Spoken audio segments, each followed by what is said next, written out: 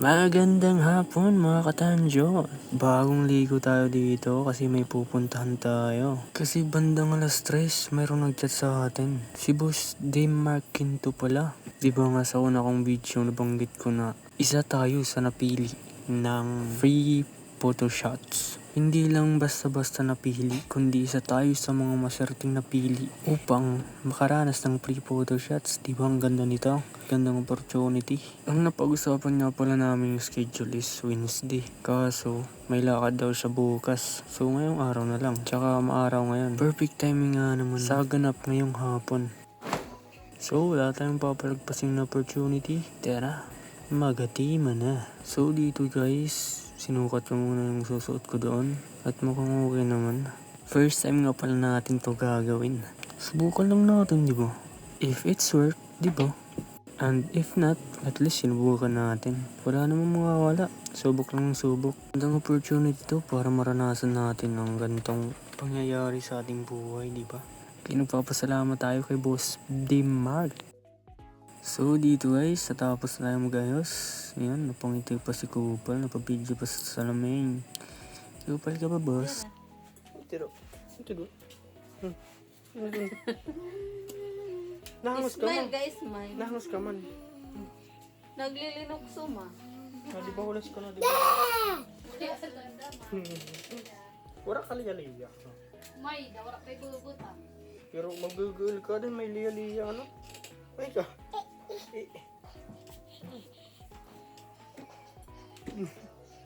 Na-smile. Ito tiyada. Ito tiyada. Hindi ka mama. So matapos natin kargan si baby, nagkulon tayo. At saka inayos lang muna natin yung buhok natin dyan. Para naman presentable tayong pagmasdan, di ba? So inayos ko lang dyan ng mabuti para maayos.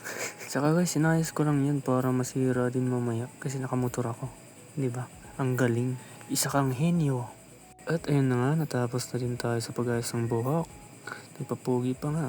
So, nag-transition lang tayo, nakamotor. Pero yung totoo, hindi ko na video yung papunta na doon. Wala akong dalang chase strap na gagamitin sa pag-video. So, ording like mga katanjo. Nakita ko yun, pasilid pala. So, dito papasok na ako, nandun na siya sa loob. At hinihintay ako. Sabi ko nga sa kanya na agad umandar yung motor ko kaya mas nauna pa siya sa akin. Kasi yung usapan namin, mauna na lang daw ako. Pero ayun, nauna pa siya. So dito, nag-ready muna siya. At matapos na set up yung camera niya, agad na kami nag-proceed sa pag-pictorial. Ang bait na pala ang may-ari dito. Napaka-approachable nila. At saka ito din si Sir Romel. Napaka-approachable na tao. Hindi ka mag-aalangan na kasabin siya. Biruin mo, ngayon lang kami magkakasama ng anto. Pero ang daling-dali niyang pakisamahan. At saka very professional na tao. Sa mga katanjo, didi, kinuha anak niya mga peraka shots. Tapos, pusing-pusing lakit nila. Hindi ko maramat hindi binuhat. Okay, first time nga ni. Tapos pagkulawin naman yung mga shots, grabe. Na-miss nga na kayo mag-upay mga kuha. Tapos nakwento niya ako niya. Iningayan niya camera is regalohan niya sarili. Hanya ng Pasko. May hana daw niya nagitirokan. Grabe no. Galing. Basta talaga passion niya no. Iba ang nagagawa. Dito guys, pumunta na kami sa next location. Ay bago pala dito, nagpicture kami sa may swimming pool. Di ba na nakuha ng video kasi nakalimutan ko. Book name. Parang magbabasa ka lang. At naalala ni Sir Mark na may notebook pala tayong dala. Kaya kinuha na muna natin bago tayo makyat sa taas. Kasi gagamitin natin yun mamaya. Tapos, sino ko dyan? Mga ilang shots din yung nakuha dyan. Tapos ako kinuha yung reviewer. Nabasa ko nga pa sa notebook ko na wala kang pag-asa sa kanya kaya huwag nang masa. Tapos tumingin na ako sa bandang kanan kung hanggang saan lang kayo. Aray mo. Tapos ang maraming shots. Bumaba na tayo bago pa tayo mahulog sa maling tao. Grabe na-miss nga ako dito sa vibes at saka looks.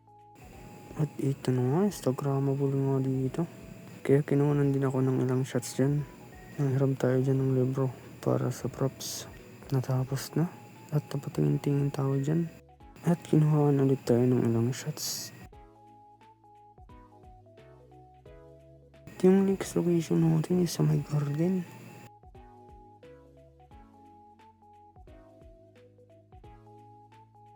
At dito may nakita tayong pusa.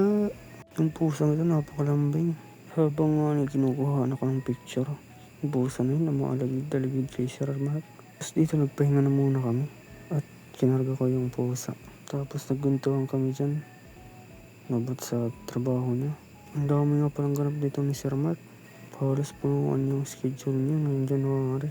Nakuha na kasi siya sa makasal, birthday. Kaya guys, kung naghahanap kayo ng photographer, isa to sa mga re-recommend ko. So matapos kami magkwentuhan dyan, bumalik kami sa pag-pictorial. Mga ilang shot pa rin yung nakuha namin pagkatapos namin magkwentuhan. At matapos niya ako makuha ng mga picture, kumuha naman siya ng ilang mga picture dito sa paligid. So guys, tapos na. Gida mo itak picture bisan na diin.